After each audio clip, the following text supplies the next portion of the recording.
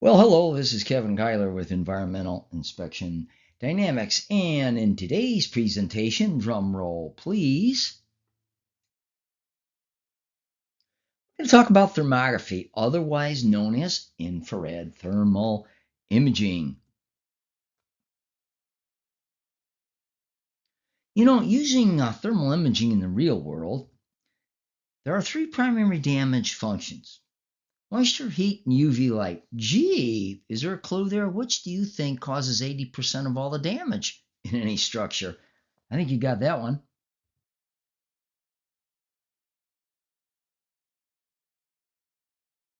Okay, so what is this infrared thermography business all about? Well, let's break it down. Qualitative thermography is the art and science of detecting, displaying, and recording the thermal patterns across the surface of an object. Quantitative just adds the temps. It's done with thermal imaging camera, otherwise known as infrared camera or thermal imager. The device and the thermographer looks for patterns across the surface of the object surface called anomalies or exceptions or points of interest. However, as you saw, that comes sliding in. Everything in thermography should be done in the comparative format. Is the IR camera the only tool we use? Nope. Here's some others. I'll pull my pointer out, make it easier. This one's called a pin or probe type moisture meter. That's called a surface type moisture meter. This one is called a hygrometer, and that one's called a point radiometer or laser temperature gun. All right. All these, again, are what helps us do thermography. And again, they have to be used in a comparative format.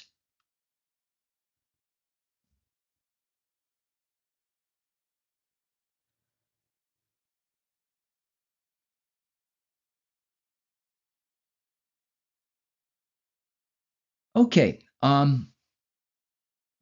Thermal imaging changes. Oh, there have been a few. Let me bring my pointer up again. This was my old camera. Boy, that thing's about 18 years old. By the way, back then it was on a bargain price for $10,000. That's not what I want to brag about, but look at this. That's a 6x9 manual, about an 1/8 inch thick. Not much there. You could learn it fairly quick. However, I've got a comment about that coming up. This here is a new one. Okay. Look at the manual there. I want to tell you something. This one is called a qualitative imager, and this one is called a quantitative imager because it adds radiometrics or number values into the temperatures, okay? But I want to tell you what's interesting about the difference. This one is heavy as a brick. You needed two hands to operate it. This one, you can use one hand. And go ahead and laugh. This one is less than half the price of that one because competition is creating that to happen, and it can do 20 times more than the old camera can do. How about that for advancements of technology? Okay, so this is a annotated digital picture plate. Helps my clients understand what's going on. So what's going on here? Well, let me bring up the pointer again and show you what's happening. I know you can read. This is the family room tray ceiling at the wall. When you see something like this from thermal imaging, you go, whoa, whoa, whoa, that's an anomaly. That shouldn't be there. Might be due to missing insulation. So we took the temperature gun, we created a delta across these points, and we discovered something. 8 degrees in the delta differential. It shouldn't be any more than maybe 2 or 3 degrees. So in essence, what I'm trying to tell you, or tell the client, well, looks like you're missing insulation. Could be moisture, could be a lot deeper. But that's what you get at the beginning when you do this.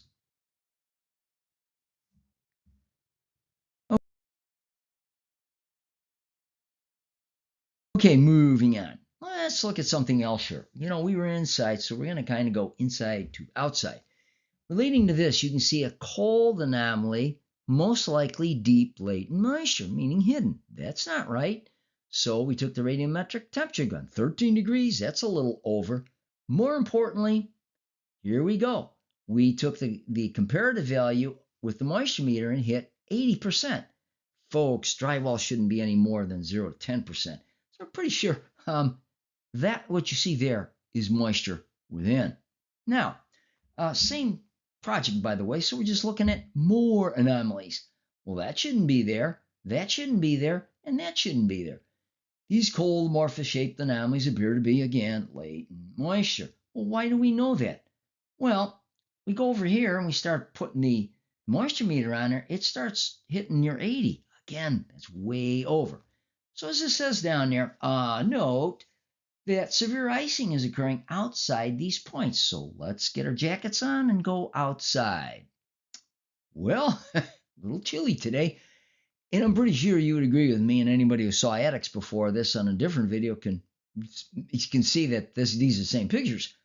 That's ice damming. Let's face it, you can't even see the windows half the time back there because all that ice is blocking it. Move on from there. Okay, take the jackets off. It's, in July here and it's in summer. So what am I pointing out here? Well, you got to be observational, so to speak, of looking at things. Look, this is sunk down. It's kind of a swale sink point there. And with it, look at this. You see the level line showed it sinking. Now, look up here. This is above that point. Improper flashing lifted. Hey, if this laughs, it sure can laugh at you. If it lifts and you got a driving rain, where is that driving rain going? A little hint? Well, let's bring out the newer thermal imager and look at things. All right, well, the newer one integrates radiometrics, and these are the temperature values, okay? We see this cold, dark, that's down to 80 degrees, and up there, it's warm. That's called an isotherm. It's a locator that's, with these new cameras, they're phenomenal. They got so much stuff, I'll never use all of it.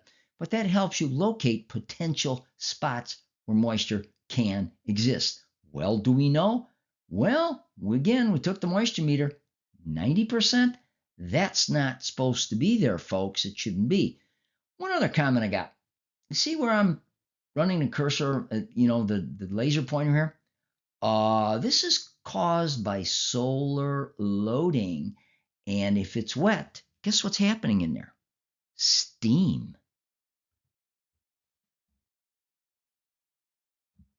Okay, nice architectural house here. We're looking at the outside and a little more on that there solar loading. So let's go inside. Pretty, huh? Let's bring in those thermal images. Now, when you start seeing what we consider rectangular anomalies, let's get a little closer. That's even better there, Kev. Look at this. Follow me. Look at that. It's kind of rectangular. See? Goes down, jip, jip, back up. And also down there. What is this telling us? Well, not likely moisture. Not with that kind of rough pitch, that's for sure. And also the fact, by the way, I put the moisture meter up there, and as it could reach the lowest point down where the my laser pointer is, it wasn't moving. That's good. This tells us it's missing insulation. That's what solar loading looks like through thermal imaging, okay? What's Raynaud syndrome looks like through thermal imaging? Well, I'll give you a little hint. Let me explain this. This is yours truly's hand.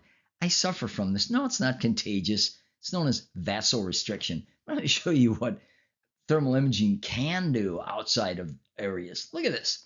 You can see this where it says 66.3. That's the cold fingertips of mine, okay? 91 is where the palm is, where it's very, very warm, okay?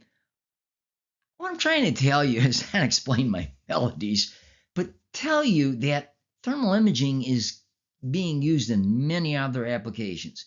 In allopathic medicine practice, it's used in sports, it's used by the military and the police, and it's even used by veterinarians. This is how wide this stuff is going. But there's something important. Education is a must for thermal imaging. All right, so I'll show you my brag tag. Here it is.